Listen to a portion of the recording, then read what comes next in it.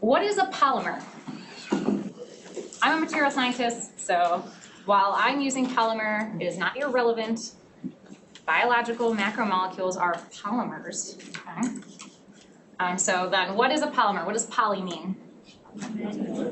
Many, multiple. Many, multiple. Also Greek, I don't know. How about mer? Unit, great. Okay, the part or the unit, many parts, many units. Okay. What is the monomer? So it's one, and it is generally in a polymer the repeating unit, right? So here's a very sophisticated cartoon of a polymer where our monomer is teal square, and we have a polymer chain where we have a bunch of monomers in a row. And actually, I think of this now, I use notation that students weren't super happy with on an exam because I never had showed it before. But it was essentially, you might see notation in like your material science class where you have something like this, right? Let's say we have polyethylene or whatever we're interested in, and you write like a 5 here, right? We have 5 repeat units. So I wrote something like this. It was, guanine, thymine or something, GGT bases, and then I wrote it repeats 9 times. And people were like, whoa, wait a second, you never did that. I'm like, okay, maybe, but I think you could figure out what it meant. So, kind of just a side comment. So what are some examples of polymers that you're familiar with from material science or like everyday life? Yes? Plastics. What are some specific plastics you've heard of? I just said one. Polyethylene. What else is there? Sure. PVC. PVC. What's PVC stand for? Perfect. Polyvinyl chloride.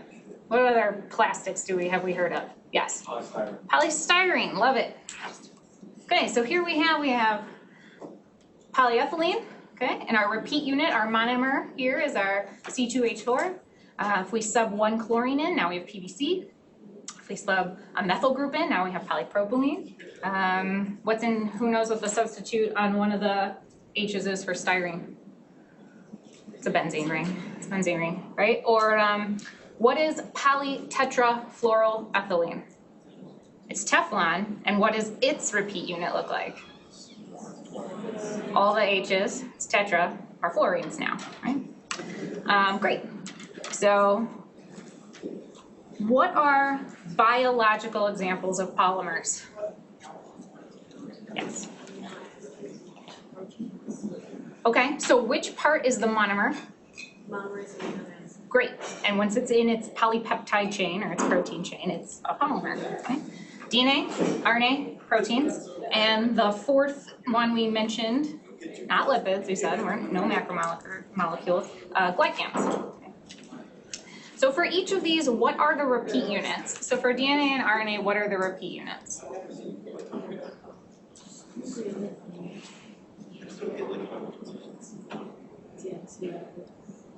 Deoxyribonucleic acid. There we go for DNA. So nucleotides, the name, or ribonucleotides would be the name for the building blocks we'll give for our DNA and RNA. Amino acids are the building blocks for our proteins.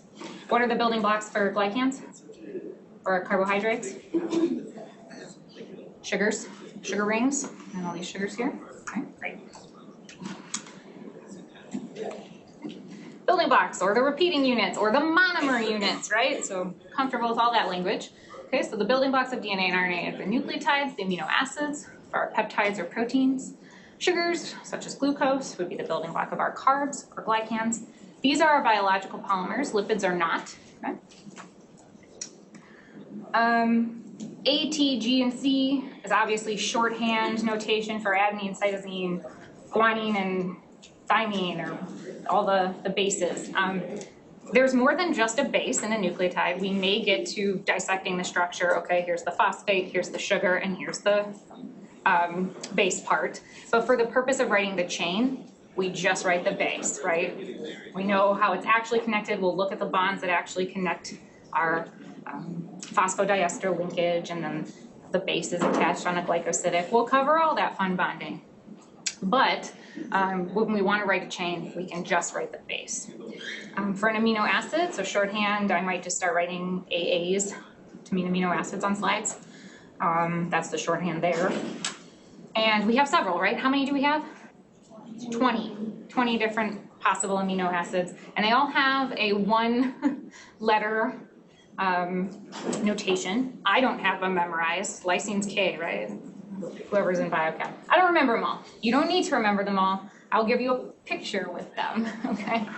For the purposes of this class. But if you see a chain written that's, you know, L, K, M, C, T, like you could go look at your reference and figure out, okay, what are all these amino acids she cares about?